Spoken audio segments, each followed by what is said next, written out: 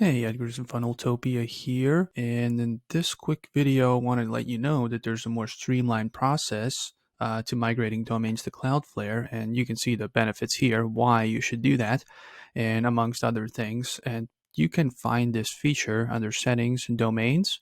As you can see here, the Migrate domain option. And if you click on it, you have two options, right? You can do the automated one if you have a domain under one of the supported hosting services like Domain Connect, and which would make it a couple clicks, or you can do it the manual way. If you click on it here, add record manually, which would mean just adding the record in a backend, just like this. So it's not that much crazier, but yeah, basically try to make it as simple as possible for you guys.